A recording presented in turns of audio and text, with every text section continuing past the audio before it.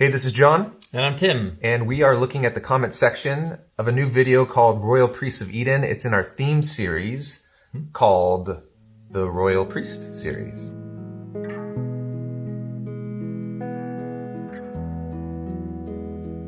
And so let's jump in. Mario Sanchez asks, first quoting us, they represent creation before God. What does this mean with regards to Adam and Eve?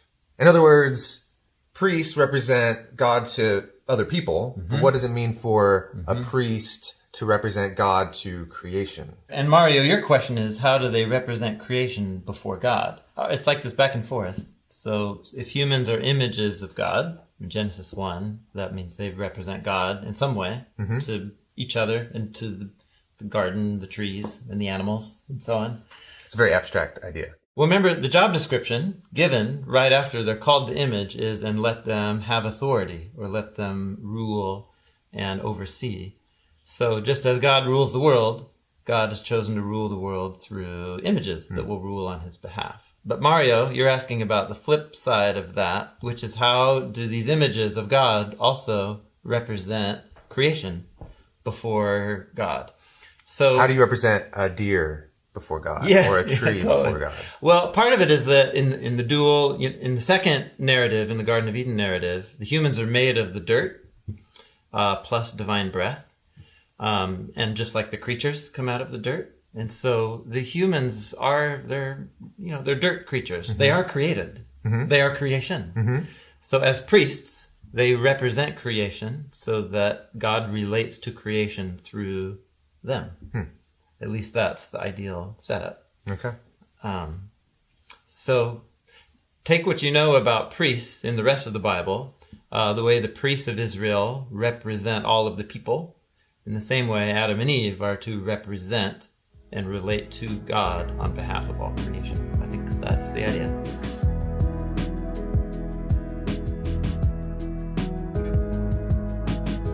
All right, Sean asks, I don't recall the Bible specifically pointing out a location that Cain and Abel are at, the door of the gate of Eden. This is a detail in the Bible or a detail in the video. Yeah. And we actually show a door. Yeah. And in the story, it doesn't say that they're at the door of Eden. Well, it says that they're standing by a door.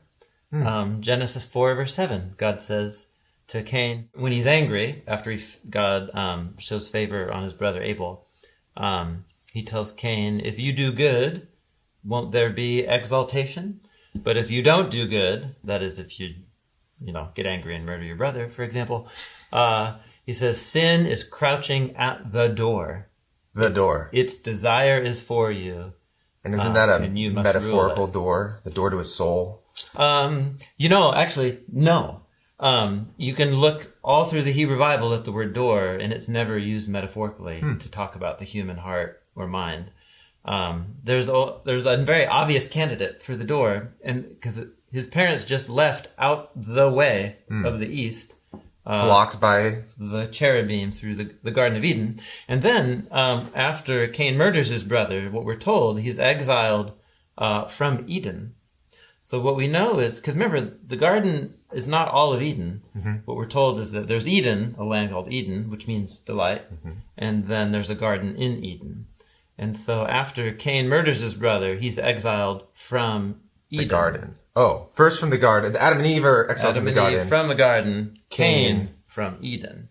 So he's there close to Eden at the door. Yeah, totally. I mean, wouldn't you want to get back in? I know. Wouldn't you hang out at the door? Oh, plus, why are they offering sacrifices?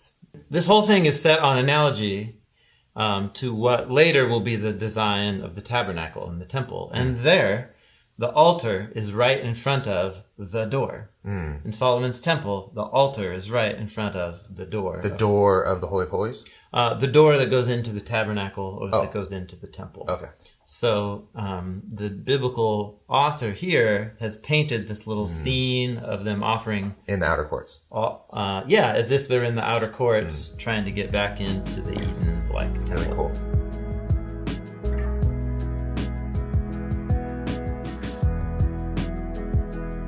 Yeah. Speaking of these sacrifices, N7111 says they're... That's a great name. Is it? It's a great name. Sure. Yeah, N7111. I like it. There are many interpretations of why it happened, I want to ask you guys what you think the reason is. Why did God favor Abel's offering over Cain's? Yeah, that's a great question. I mean, clearly, if the narrator wanted to be more clear, they would have. So there must be some reason for the ambiguity. There are little details, though. For example, both brothers are bringing offerings, and they're both offerings that you would think to bring if you had read the book of Leviticus. They're both legitimate offerings. Totally. Cain brings a cereal or meal offering of his harvest, food, right? Wheat, grains and vegetables and so on. So he goes first, and then we're told, but Abel also brought an offering. He was a shepherd, and he brings from his flock. And then there's two details given: from the firstborn, so the most valuable and the prize, and then of the fatty parts, the fat parts, the yummy parts. Yeah. So if you're a carnivore, the fatty parts are tasty, and they're really valuable. And they were really valuable to people who consume and live with animals. Those little details are telling us that Abel put some extra thought into bringing the best. But those are the only clues in the narrative that would tell you. Other than that, it's an intentional ambiguity in the story.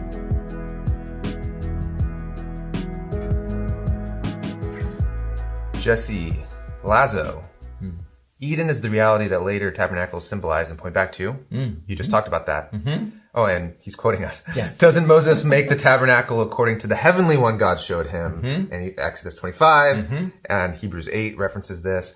I can't think of any verse that connects the garden and the tabernacle explicitly. Yeah, where's your proof text? Yeah. Instead of thinking it in terms of what's the one sentence in the Bible that says it, you need to think of how biblical authors work in terms of patterns and repeated language. So when you leave Eden, when Adam and Eve leave Eden and go out into the realm of death, they lose this chance to be in proximity to God and have eternal life. And so as you go throughout the biblical narrative, what you'll notice is that biblical characters keep coming back to these places and moments where they meet God in person. Like, for example, this happens in the Abraham story a lot. And lo and behold, it's always on a hill with a tree, for example. So this is a narrative patterning to talk about how Abraham is meeting God on these Eden-like places. When Moses goes up onto Mount Sinai and he sees through into the heavenly realm. That's what he's referencing here. And that's what he's referencing here, what he sees. And so, Jesse, this is a good exercise. Read through the tabernacle blueprint instructions. They're thrilling. Great bedtime reading.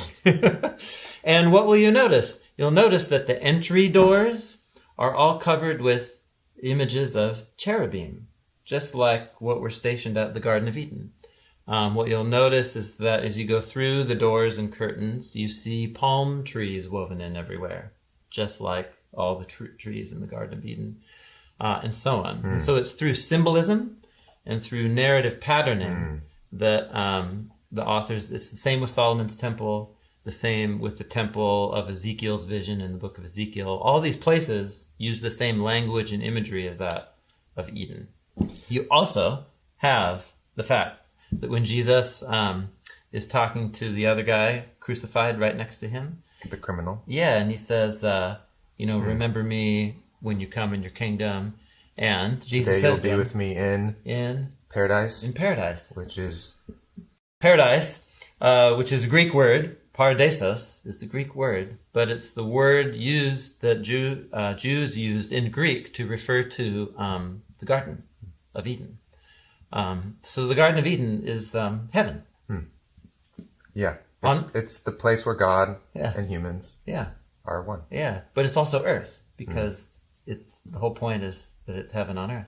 And reading the Bible through these design patterns is about this conviction that the Bible isn't a theological dictionary where you can kind of just go and find the right verses, say the right things. It actually is Jewish meditation literature. That's right. That's designed to show you through these symbols and patterns. Yeah, earlier stories are designed with little hidden Easter eggs, so to speak, and language and imagery that comes to have great significance once you've already read through the whole Bible and you come back and you're like, Eden is the real thing, and all these other little tabernacles and temples were just made to look like the place where heaven and earth are one. Watch our video on Jewish meditation literature.